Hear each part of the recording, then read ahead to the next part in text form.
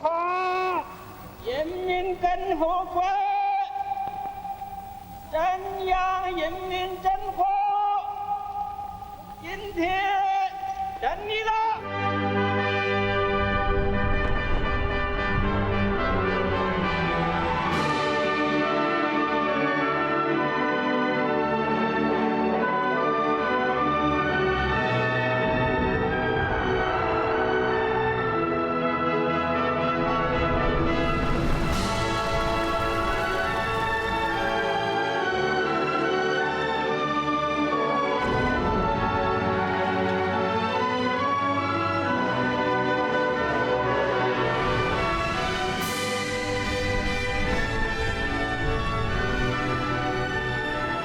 为建设富强、民主、文明、和谐、美丽的社会主义现代化强国努力奋斗。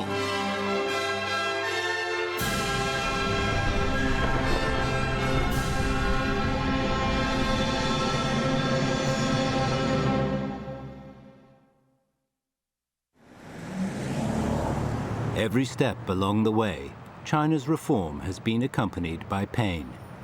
And every minute of the Republic's advance has been beset by stormy weather. In 1988, inflation began to take hold of the Chinese economy, fueled by repeated construction and overheating. The situation provoked a nationwide rush to stockpile goods. In just 3 months, growth in aggregate personal savings fell 30 billion yuan below the projection, and 95% of goods had experienced a price rise. Inflation was just one of the many problems confronting the reform. As China struggled to destroy the old system, conflicts began to mount up.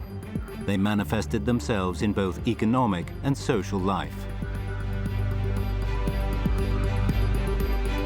At the time, great changes were also taking place on the international stage. In the late 80s and early 90s, Western countries began to interfere more overtly in China's domestic politics, to the point that they even imposed sanctions. Eastern Europe was in turmoil, the Soviet Union collapsed, and socialist China faced greater challenges than ever before. Despite the difficult and complex situation domestically and internationally, the Communist Party of China continued to lead the people with an unwavering resolve. Together they stood up to the raging global political storm and continued along the path of socialism with Chinese characteristics.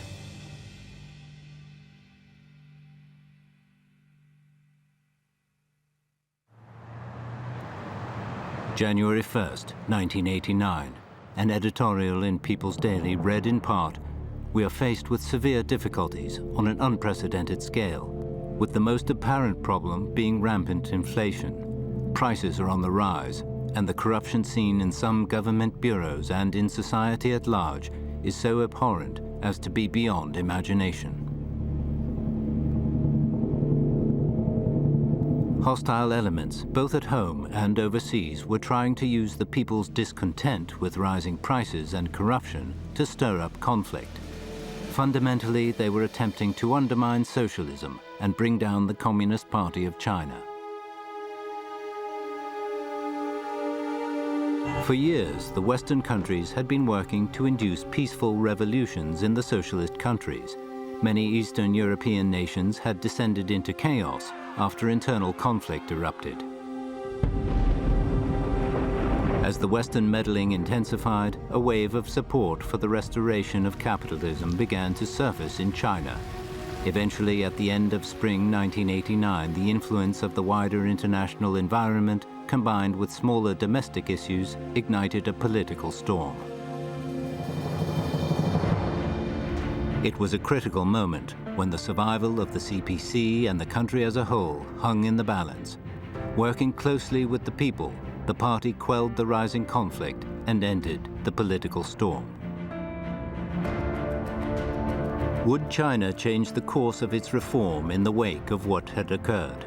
This was the question being asked both inside and outside the country. Deng Xiaoping's response was unequivocal. You want to know what we intend to do in the future? Well, I'll tell you. We'll stick to our original path, strategies and policies. We'll follow our path until the very end. With this clear statement, he strengthened the Chinese people's resolve to continue with the reform and opening up, along with the modernization of socialism. In June 1989, the 13th CPC Central Committee held its fourth plenary session. The meeting reaffirmed that China would follow the path laid down by the third plenary session of the CPC's 11th Central Committee and adhere to the strategies and policies it had adopted. It would maintain the fundamental values of focusing on economic development, following the four basic principles and continuing to deepen the reform and opening up. The meeting made adjustments to the membership of the Central Committee. Jiang Zemin, who was appointed leader of the new Central Leadership Group, was tasked with leading China safely and resolutely down the path of socialism with Chinese characteristics, regardless of the challenges and hardships it might face. Despite the many challenges, the Party Central Committee succeeded in maintaining the excellent practices and traditions of the Chinese Revolution. It nurtured close bonds with the people, strengthened the party, stepped up the anti-corruption campaign, and fostered integrity. It promoted the pooling of resources to solve major issues and eliminate bad elements. Through all this, the party significantly improved its image and reputation. Simultaneously, it began to work on realigning the national economy. The issue that was on everyone's mind, inflation, was brought under effective control, and the problems besetting the circulation of goods began to abate. 1989 saw the launch of a shopping basket campaign. Central and local vegetable, seafood, egg, milk, and meat production bases were built, ensuring the success of what became known as the People's Vegetable Basket Project was a major concern for governments at every level. The central government increased investment in agriculture and adjusted the sector's structure. This encouraged farmers to work with far greater enthusiasm, with the result that the agricultural situation saw a great improvement. In 1989, China's grain production reached its highest level since the founding of New China. The determination to reform was greater than ever. The development of Shanghai's Pudong area represented a major step forward in the reform and opening up. This footage, shot at Spring Festival 1990, shows Shanghai Municipal Party Secretary Zhu Rongji delivering a report to Deng Xiaoping regarding the future development of Pudong.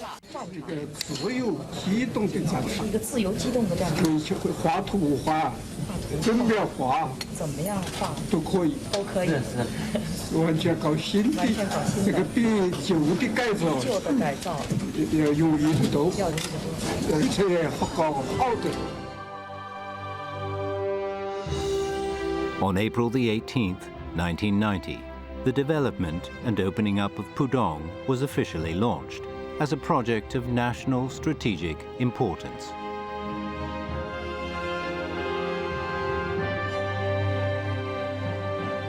Within 5 years, Shanghai's GDP had skyrocketed from little more than 78 billion yuan in 1990 to a staggering 250 billion in 1995. On November the 26th, 1990, authorized by the State Council and with the approval of the Bank of China, the Shanghai Stock Exchange was founded.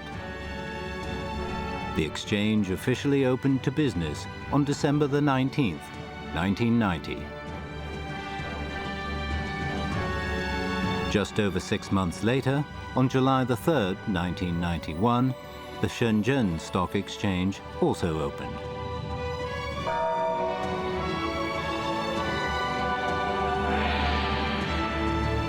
The two stock exchanges centralized the sale and purchase of shares. They would serve as the foundation for the development of the shareholding system in China. While stabilizing China's internal affairs, the government was also actively responding to outside pressures and combating Western sanctions. On June 5, 1989, President George H.W. Bush announced the introduction of 5 categories of sanctions against China. By this time, the U.S. Congress had passed more than 20 motions that represented direct interference in China's domestic affairs. Chinese Foreign Minister Chen Qi-chun would later write that in just over a month, the US, Japan, European Community, and G7 countries had all agreed to suspend high-level interaction with China. They would also stop weapon sales and prevent international financial institutions from granting any new loans to China. Citing issues of human rights, several Western nations imposed sanctions on China. The deteriorating relationship with the West would seriously hamper China's continued opening up.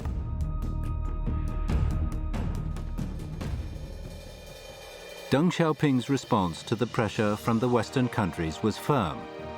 China is the last country on earth to fear blockades, isolation, and sanctions, he said. If you take a look at China, you'll see that most of its growth since its founding has been achieved under global sanctions. He went on to say with a smile, "We may not be good at anything else, but we're excellent at fighting sanctions. These little tricks of yours won't get to us."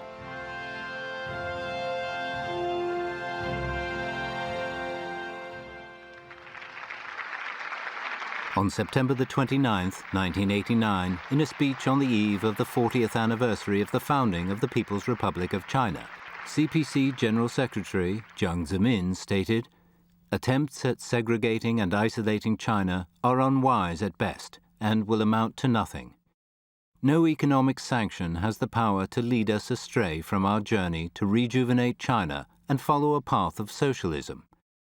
Nor will it shake our belief that all people around the world can live together in peace." 在庆祝中华人民共和国成立40周年的时候，我们回顾过去，展望未来，立足中国，放眼世界，对社会主义事业充满信心，对人类的共产主义前途充满信心。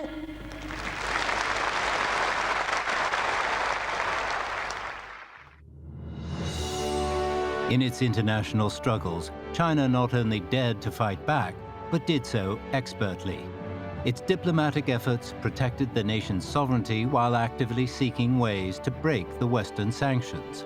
It helped to create a positive external environment for China's ongoing reform and opening up, and the continued development of socialism. The Chinese government launched a full-scale diplomatic offensive.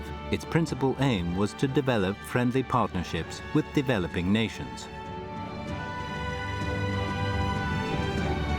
China established diplomatic relations with countries including South Korea, Singapore, Saudi Arabia, Brunei, and Israel, and reinstated diplomatic ties with Indonesia. In April 1990, the US, the leading force behind the sanctions on China, permitted the American company Hughes to produce a commercial satellite which, according to the contract, would be delivered to China for launching.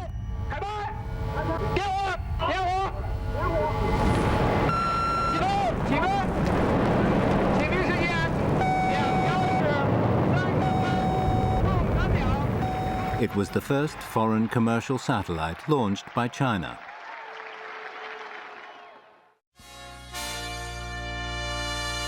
On September the 22nd, 1990, the 11th Asian Games opened in Beijing. The Asian Games torch had been lit 5,000 meters above sea level in the Nianqian Tangla Mountains. As it made its way across China, it kindled the enthusiasm of 1 billion Chinese people. Many of them made their way from all over China to Beijing. In terms of scale, it was the largest comprehensive sports event hosted by New China since its founding. Athletes from 37 countries and regions participated, more than at any previous Asian Games. Many world leaders attended the opening ceremony, along with members of the IOC and Asian Games Organizing Committee. China came first on the medals table with 183 golds. In successfully hosting the Asian Games, China once again showed itself to be an open, civilized, friendly, and confident nation. Bit by bit, the Western embargo was being undermined.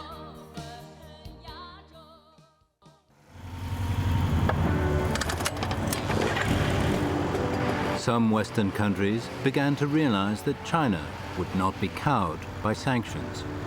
Their efforts to suffocate China would only result in them missing out on major economic opportunities.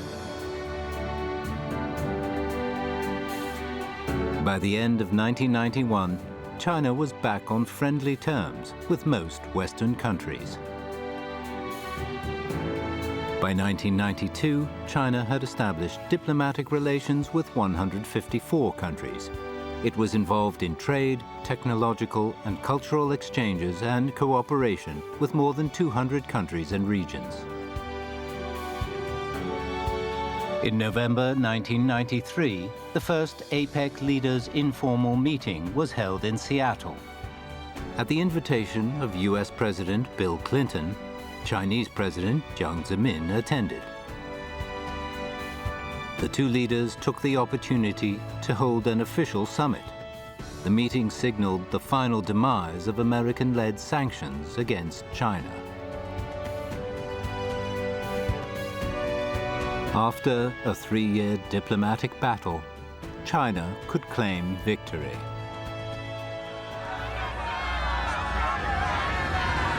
While China was still working to break free from the Western blockade, another major global turning point was passed. At 7 o'clock in the evening of December the 25th, 1991, Soviet President Mikhail Gorbachev went on television to announce that he was stepping down from office.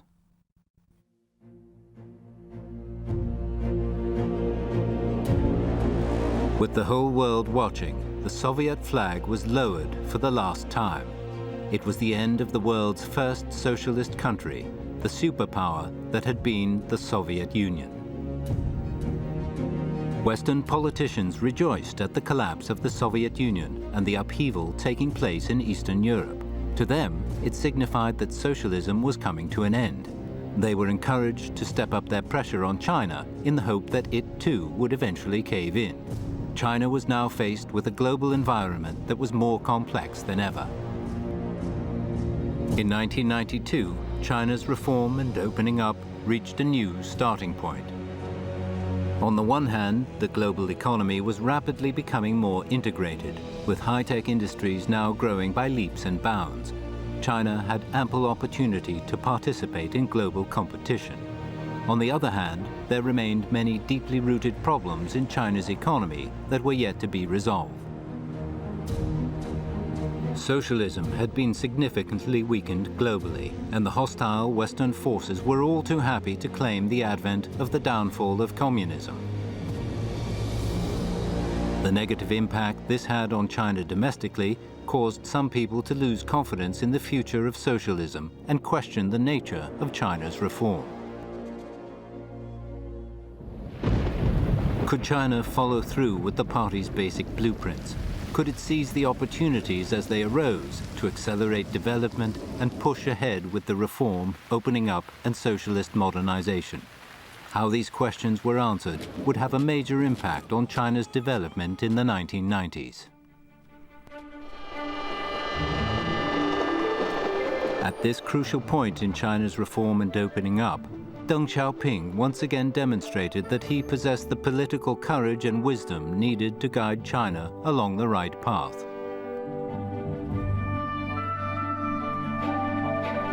Between January the 18th and February the 21st, 1992, he visited Wuchang, Shenzhen, Zhuhai, and Shanghai. During his trip, he made a series of highly important speeches. Do not think you have lost. Do not think that Marxism is at its end and that it is doomed to fail and is no longer relevant. It's not true. 中国的时候，只要不搞社会，不搞改革开放发展经济，逐步的改善人民生活，这个任何一条路都是死路，都要走。技术发展嘛，要是人民生活质量，它才会相平的，才会永恒的。 He pointed out that the fundamental difference between socialism and capitalism isn't whether or not the government has control over the market. A capitalist market isn't free from government intervention, and a planned economy market is never fully regulated. Both planning and the free market mechanism are merely economic tools.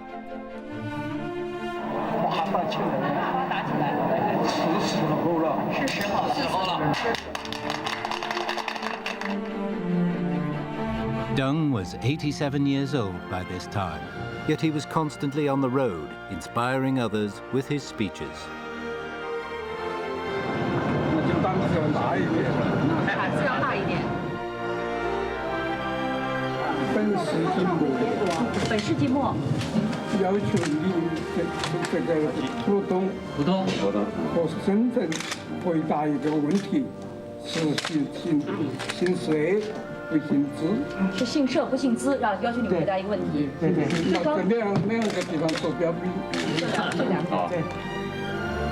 He provided a scientific summary of the basic path and practices the country had been following since the reform and opening up began. He provided answers to many key questions that had long been troubling Chinese society. His comments, based on the principles of emancipating the mind and seeking truth from facts, were a declaration that projected China's reform and opening up into a new era and once again placed China onto the fast track of development.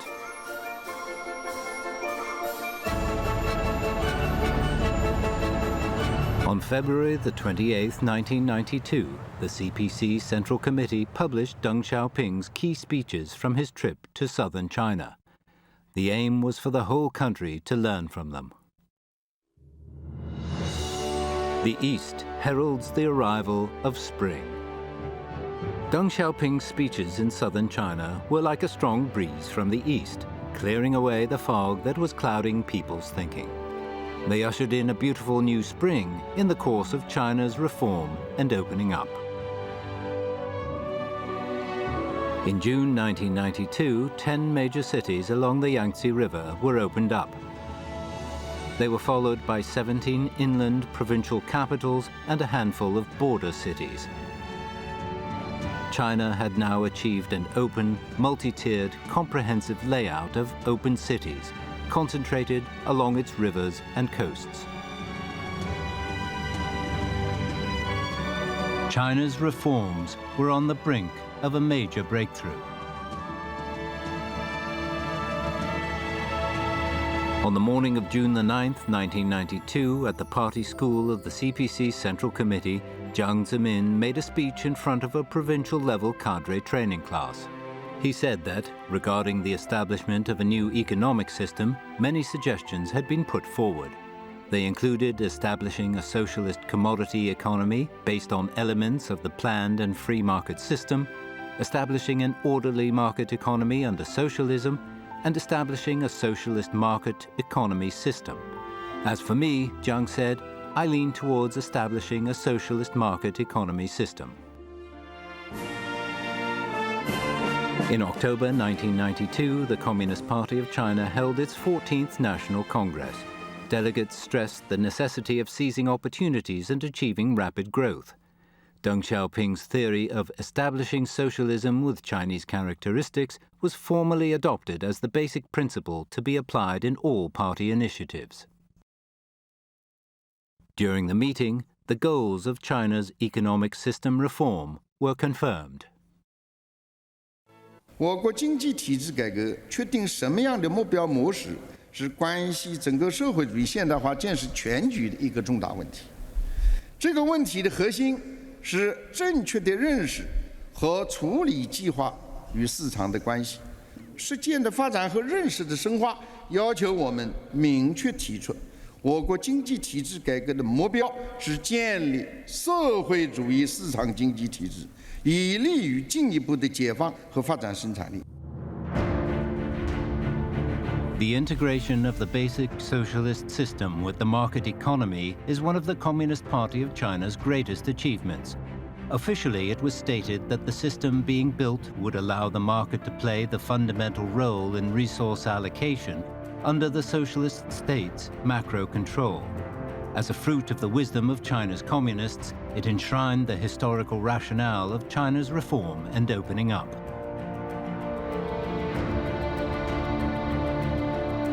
There are those who had their doubts regarding the integration of a fundamentally socialist system with a market economy. In December 1994, during an inspection tour of Tianjin, Jiang Zemin stated, "We are working towards a socialist market economy. The socialist element is not optional, it's essential. It isn't just some useless addition. In fact, it is the word that clarifies the whole picture. It shows others the very nature of our market economy." The transition from a planned economy to a socialist market economy helped China's reform and opening up to achieve new breakthroughs, and it injected fresh life into China's progress to socialist modernization. The influence of market mechanisms was expanded, and this contributed greatly to strengthening economic development. From this point onwards, China enjoyed meteoric growth. Made in China began to be seen around the world. At the same time, several multinational corporations were reaching the decision to invest in China.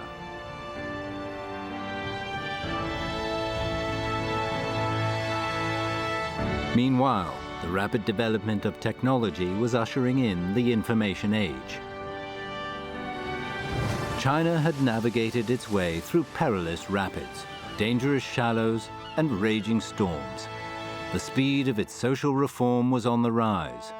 As it prepared to greet the 21st century, the country was continuing to march resolutely along the path of reform and opening up.